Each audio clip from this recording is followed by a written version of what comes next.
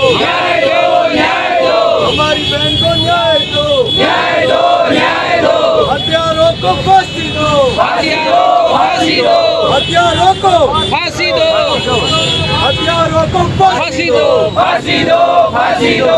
Gujarat police तेरी तानाशाही नहीं चलेगी, नहीं चलेगी। गुजरात पुलिस तेरी तानाशाही नहीं चलेगी, नहीं चलेगी। हम हमारा हक मांगते, नहीं किसी से भीख मांगते। हम हमारा हक मांगते, नहीं किसी से भीख मांगते।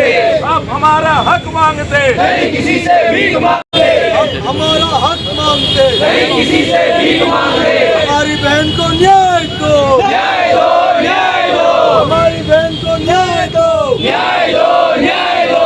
गुजरात पुलिस होश में आओ, होश में आओ, होश में आओ। प्रशासन होश में आओ, होश में आओ, होश में आओ। पुलिस तेरी तानाशाही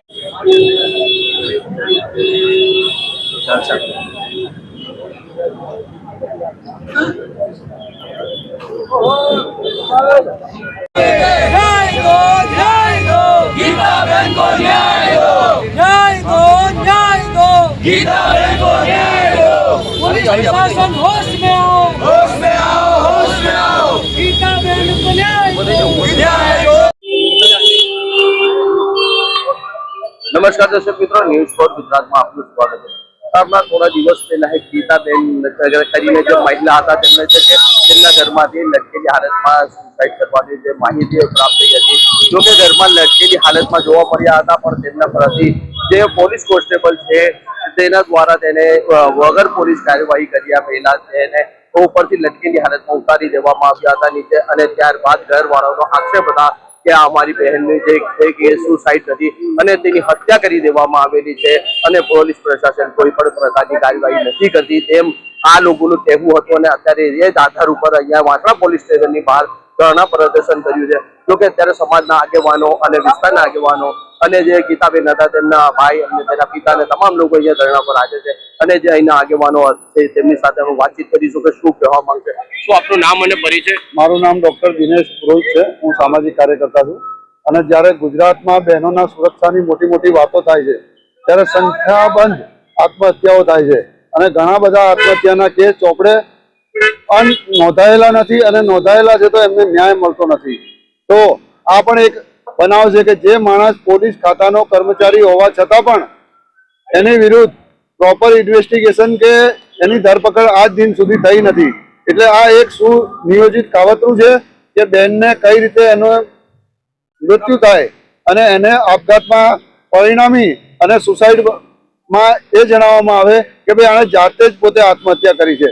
એના માટે તાત્કાલિક એની ધરપકડ કરવામાં આવે અને પ્રોપર ઇન્વેસ્ટિગેશન જે કરતી હોય એજન્સી જેમાં આ લોકોને ન્યાય મળે। અને આજે રાજસ્થાનથી જે પરિવાર આવ્યો છે ન્યાયની મુહાર લગાડીને એના માટે એમને ન્યાય મળવો જોઈએ। તેના ભાઈનું એવું કહેવું છે કે જ્યારે ડેડ બોડી લટકતી હતી ગીતાબેનની ત્યારે આ જ પોલીસ કોન્સ્ટેબલ તેના ઘરવાળા દ્વારા ઉતારી લેવામાં આવી હતી। પોલીસને જાણ કર્યા વગર કે પોતે પોલીસ ખાતાનો માણસ છે એટલે એને ખબર જ હોય કે પુરાવાનો નાશ કઈ રીતે કરવું અને જેનું કિલિંગ કરવામાં આવી, જેની હત્યા કરવામાં આવી છે એનું પ્રી પ્લાનિંગથી એડવાન્સમાં આ બધું એ રીતનું નિર્ણય કરવામાં આવ્યો કે એડવાન્સમાં એ રીતની ફાઇલિંગ પ્રોસેસ કરવામાં આવી કે એને એક સાયકાટ્રિસ્ટ બતાવવામાં આવી જેના કારણે કાયદાની ચુંગાલમાંથી એમખેમ બચી જાય। પોલીસ કોન્સ્ટેબલ છે તો એને તો કાયદો ખબર છે તો એને તાત્કાલિક પોલીસને જાણ કરવી જોઈએ ને અને 108ને બોલાવવી જોઈએ। સાહેબ એને જો હત્યા કરીને બચવું હોય તો ગમે તે આરોપી હોય હત્યા કરીને બચવાની કોશિશ કરે અને એને આ પ્રયત્ન કર્યું છે। એના માટે ખરેખર જો એની તપાસ થવી હોય તો સીઆઈડી ક્રાઇમ દ્વારા અને એનો નાર્કો ટેસ્ટ કરવામાં આવે જેનાથી દૂધનું દૂધ અને પાણીનું પાણી થઈ જાય। ત્યારે જેમ કે બીજા પણ સગા સંબંધીઓ અહીંયા હાજર છે જોડાય છે એમની સાથે પણ અમે વાતચીત કરીશું। શું કહેશો આપનું નામ અને પરિચય? मेरा नाम अभय सिंह है। हम जैसे राजस्थान से आए हैं, मीडिया के मार्फत आपको इतना बताना चाहते हैं कि हम प्रवासी लोग हैं और मेन राजपुरोहित कम्युनिटी से है। बहुत ही सरल और सभ्य संस्कारी कौम है। राजपुरोहित कम्युनिटी ने अहमदाबाद में सब व्यापारी लोग हैं, आपको जानकारी होगी, बड़े बड़े कैटरिंग के काम सभी राजपुरोहितों के। तो किसी को मतलब अन्य किसी को तकलीफ नहीं दी इस कास्ट में, और उसके साथ आज ऐसा हो रहा है तो बीजेपी के इस विशाल पौधे को सींचने वाले हैं। आज दिन तक हमने दूसरी पार्टी को सपोर्ट नहीं दिया और उसी भाजपा के राज में हमारे साथ जिस तरीके से ये भाई साहब आज 15 दिन से मतलब ये पूरा परिवार यहाँ घूम रहा है। स्टार्टिंग में इनकी एफआईआर नहीं लॉन्च की गई, क्योंकि जो अर्जुन सिंह है वो कांस्टेबल है और थोड़ा बहुत पक्षपात करके उन्होंने पूरी कोशिश की इस मैटर को पूरा रफा दफा करने की, लेकिन फिर भी इन्होंने मतलब ये खड़े रहे और आज इतनी 15 दिन से संघर्ष कर रहे, इनकी एफआईआर हुई। उसके बाद ये कह रहे थे कि एफआईआर इसमें होती भी नहीं है कि ये सुसाइड है और ये बंदा जो अर्जुन सिंह है वो खुद हाजिर हो जाएगा, लेकिन जैसे ही एफआईआर लॉन्च हुई ये व्यक्ति गायब हो गया। और आज उसकी गिरफ्तारी के लिए अगर हमें धरना ये करना पड़ रहा है तो फिर प्रशासन क्या कर रहा है? शर्म की बात है बहुत ही कि जो समाज यहाँ से लेकर राजस्थान तक आपकी पार्टी को समर्थन दे रही है आपके, और उसी के साथ अगर ऐसा होगा तो फिर ये तो आक्रोश बढ़ेगा। और आज तो कम संख्या है, अगर आज की डेट कोई निश्चित हमको आश्वासन नहीं मिला तो राजस्थान से और भी भाई आएंगे यहाँ पर, और ये प्रशासन के लिए फिर स्थिति बहुत मुश्किल हो जाएगी। आपका नाम और परिचय बताइए। मेरा नाम महेंद्र सिंह है, मैं गीता बहन का बड़ा भाई हूँ। क्या मांग है आपकी? हमारी पहली मांग इस केस को दूसरी जांच एजेंसी को, क्राइम ब्रांच को देने की है। क्या कर रहे हैं? पुलिस प्रशासन सो रही है, कोई किसी तरह की जांच नहीं करी है। उसके घर में सिर्फ एक बड़े भाई का बयान लिया है। जो बहन उस दिन हत्या के दिन घर में थी, उस बात के लिए हम चिल्ला के बोल रहे हैं उसके बयान लो। उसका नाम शारदा है, वो यहाँ पे रहती है। वो हमारे भांजा भांजी से हमको मिलने नहीं दिया जा रहा है कि वो कोई भाई बात बता न दे। वो बहन अपने मेरे भांजा और भांजी को अपने घर में लेके बैठी हुई है, उसके बाद भी उसके पुलिस बयान नहीं ले रही है। क्या घटना घटी जो आपको पता है इसके बारे में?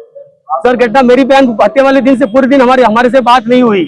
हमें लगता है कि क्या इनके हाथ से या तो मर गई या मार दिया, फिर पूरे दिन उसको बात नहीं करने दिया गया। जीएसटी डिपार्टमेंट का एक दिन पहले रात को मेरी बहन अपने अकाउंटेंट एसोसिएट सर्विस से बात करी है कि मेरा जीएसटी का क्या हुआ, जीएसटी नंबर कब आएंगे। वो बोल रहे हैं कल सुबह आ जाएगा। कल सुबह उसका फोन अर्जुन सिंह उठाता है, अर्जुन सिंह उठा के उसको बोलता है कि कोई जीएसटी डिपार्टमेंट की हमें जरूरत नहीं है, आप ये इसको कैंसिल कर दो। जिसका एआरएन नंबर हमने पुलिस को दे दिया कि ये एआरएन नंबर है, ये जीएसटी डिपार्टमेंट का बंदा यहाँ पे आया है, आप उससे पता करो। उसको मना किसने किया? पूरे दिन अर्जुन सिंह घर में रहता है, पूरे दिन रहकर मर्डर को प्लान करता है। उसकी बहन साथ में रहती है, ना उस अर्जुन सिंह के बयान लिए ना उस बहन के बयान लिए। अर्जुन सिंह उसको फांसी से खुद उतारता है। अर्जुन सिंह उसको खुद अकेला कैसे फांसी से कैसे उतार सकता है? और उतारने के बाद उसको हॉस्पिटल भी लेके जाता है। हॉस्पिटल ले जाने के बाद हमें पता चलता है कि गीता ने सुसाइड कर लिया है। अर्जुन सिंह ने ना उसके फोटो लिए ना वीडियो लिए, और उसने एक पुलिस वाला होते हुए जो अपने पास पुराने सुसाइड नोट लेके बैठा है, घोषणा पत्र लेके बैठा हुआ है, पूरे फैमिली के मेडिकल सर्टिफिकेट लेके बैठा हुआ है। क्या उस पुलिस वाले को इतना नहीं पता था कि एक फोटो वीडियो लिया जाए? जब वो फांसी पे लटकी हुई थी तो उसको किसी को इन्फॉर्म करके पुलिस वालों को बुला के उस कमरे को सीज किया जाए, लेकिन नहीं किया उन्होंने कमरे को सीज। उस कमरे में 8 घंटे बाद तक भी बच्चे खेल रहे थे। एफएसएल होने से पहले उस कमरे में बच्चे खेल रहे थे। आपकी बहन की शादी कितने समय पहले हुई? 13 साल पहले हुई थी मेरे बहन की शादी। कितने बच्चे हैं? 2 बच्चे हैं। बड़ी बेटी है जिसकी दोनों किडनियां खराब हुई थी। उसने इतने अच्छे से संभाला, आपको फोटोज मिल जाएंगे उसकी क्या हालत थी, और उसने उनको उस बच्ची को क्या बनाया। उसके सारे वीडियोस पड़े, सारी चीजें पड़ी है। उसने पूरी लड़ाई अकेले लड़ी।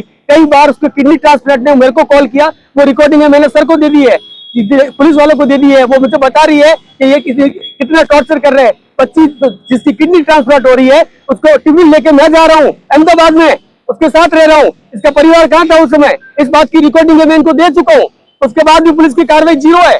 तो पहले कभी आपकी बहन का इस तरह से फोन आया हुआ है कि झगड़ा हुआ है, वो है ये वो? सर घर पे फोन तो हजारों आए होंगे। उसने 3 बार तो पुलिस ने एफआईआर की है, 100 नंबर पे कॉल किया है, वो भी इनके कहीं रिकॉर्ड में नहीं है क्योंकि इसका पति पुलिस में है और पुलिस तो अपना जमीन बेच चुकी है। आपकी बहन ने बताया गया था कि आपको आपके पिताजी जो इस तरह से उसको जुल्म कर और मार, वो सब कॉल रिकॉर्ड पुलिस को दे दिए गए हैं सर।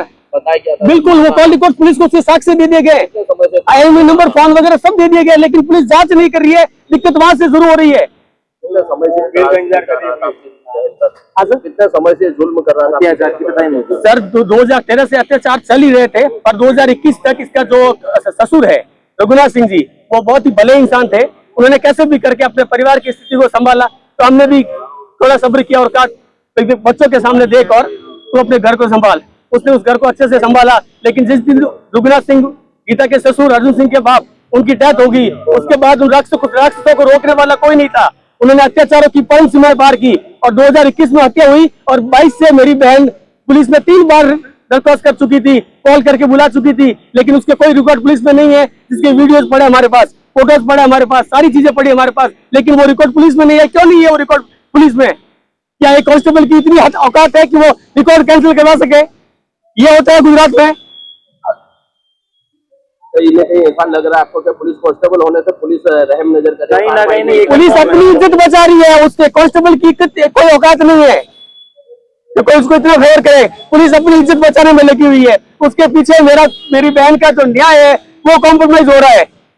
क्या कहोगे? धरना प्रदर्शन कब तक करेंगे? धरना प्रदर्शन सर, इसकी कोई लिमिट नहीं है। जरूरत पड़ी तो हम भूख हड़ताल भी करेंगे, जरूरत पड़ी तो हम और संख्या बढ़ाएंगे। ये धरना तब तक चलता रहेगा जब तक कोई बड़ा अधिकारी पुलिस का आकर हमें आश्वासन ना दे कि अर्जुन सिंह की गिरफ्तारी कब होगी, क्राइम ब्रांच में कब तक जाएगी रिपोर्ट, और इसके घर वाले के बयान कब तक होंगे। ये सारी बातें जब तक नहीं आती है तब तक हम लोग धरने पे यही बैठे रहेंगे। और ये जो भी गीता के भाई आए हुए हैं, ये संख्या बढ़ती जाएगी। क्या कहोगे आप? आपका नाम और परिचय? मैं दिनेश सिंह कालूड़ी हूँ, राजस्थान से। राजपुरोहित समाज जो गुजरात में लाखों की संख्या में या प्रवासी के रूप में व्यापार के उद्देश्य से आए हुए हैं, उस समाज की बेटी को न्याय दिलाने के लिए आज हजारों की संख्या में जो भाई बंधु समाज बंधु आए हैं, वो यही सरकार से आशा रखते हैं कि जिस भारतीय जनता पार्टी की सरकार को राजस्थान और गुजरात में बड़ी संख्या में ये समाज सपोर्ट करता है, आज उसकी बेटी को न्याय दिलाने के लिए सड़कों पर उतरना पड़ रहा है समाज को, तो ये हमारे लिए बड़े दुर्भाग्य की बात है। फिर भी हम ये चाहते हैं कि सरकार इस जांच में टाइम लेकर सीबीआई को, क्राइम ब्रांच को जांच दे, दूध का दूध और पानी का पानी करे। एक तरफ सरकार, भारतीय जनता पार्टी की सरकार जो केंद्र में और गुजरात में दोनों जगह बीजेपी की सरकार है, एक तरफ हम खुद भारतीय जनता पार्टी से बिलोंग करते हैं, एक तरफ हम बात करते हैं महिलाओं को आरक्षण दिलाने के लिए बेटी बचाओ बेटी पढ़ाओ अभियान चलाते हैं, लेकिन जब उसी बेटी के साथ अन्याय होता है तो उस समय इस सरकार को संवेदना के साथ मैटर को सुनना चाहिए और आगे अगर परिवार को या समाज को पुलिस के ऊपर या यहाँ जो लोकल अधिकारी है उनके ऊपर विश्वास नहीं है तो सरकार को तत्परता से उस केस को क्राइम ब्रांच में सौंपना चाहिए, क्योंकि जो एक्यूज्ड है वो एक पुलिस में कांस्टेबल है, तो हम विश्वास नहीं कर सकते उसके ऊपर। इसलिए हमारी और समाज की यही मांग है कि जल्द से जल्द इस केस को क्राइम ब्रांच को ट्रांसफर किया जाए और हमारे समाज की बेटी को न्याय दिलाया जाए। हम राजस्थान में जन्मभूमि है, गुजरात में कर्म भूमि है, दोनों जगह पर बीजेपी के लिए हर वक्त काम करते हैं। आज अगर हमारे समाज को सरकार की जरूरत है, न्याय की जरूरत है, तो सरकार हमारे साथ खड़ी रहे। मैं गुजरात के माननीय गृह मंत्री साहब हर्ष संघवी जी भी निवेदन करूंगा कि आप इस मामले में जल्द से जल्द अपने अधिकारियों को आदेश करके जो केस है वो क्राइम ब्रांच को ट्रांसफर किया जाए। अगर न्याय नहीं मिलता है तो हमारे लिए बहुत दुर्भाग्य की बात होगी कि जिस पार्टी, जिस सरकार के लिए हम दिन रात काम करते हैं, आज उसी के राज के अंदर हमारे समाज को सड़क पे उतरना पड़ता है, तो इससे बड़ा हमारा दुर्भाग्य कुछ नहीं हो सकता है। इसलिए ये जो समाज आप देख रहे हो, ये राजपुरोहित समाज है, अन्य 36 कौम भी यहाँ पधारी हुई है, प्रवासी के रूप में हम यहाँ है, लेकिन हमारा भी अधिकार है, हमें भी न्याय मिलना चाहिए, हमारे साथ अन्याय नहीं होना चाहिए। हम ये नहीं कहते कि आप किसी को गलत फंसाओ, लेकिन जो दूध का दूध पानी का पानी वो होना चाहिए और वो जांच के बिना नहीं होगा। अगर कांस्टेबल की जांच पुलिस करेगी तो ये नहीं पॉसिबल है, क्राइम ब्रांच इसकी जांच करेगी तो जरूर इसका दूध का और दूध पानी का होगा। मैं पुनः सरकार से निवेदन करता हूं कि आप जल्द से जल्द इस मामले को सुने और क्राइम ब्रांच को केस ट्रांसफर करें। જેમ કે અહીંયા જે બેન હતા તેમના સગા સંબંધીઓ જોડાયા હતા, તેમની એક જ માંગ છે અને એક જ વાત કહેવામાં આવી રહી છે કે લોકલ પોલીસથી આ કેસ લઈ લેવામાં આવે અને ક્રાઇમ બ્રાન્ચના આ કેસ સોંપવામાં આવે, જેનાથી દૂધનું દૂધ અને પાણીનું પાણી થઈ શકે અને અમને ન્યાય મળી શકે। News for Gujarat, Sharif Ganchi, Vasna, Ahmedabad.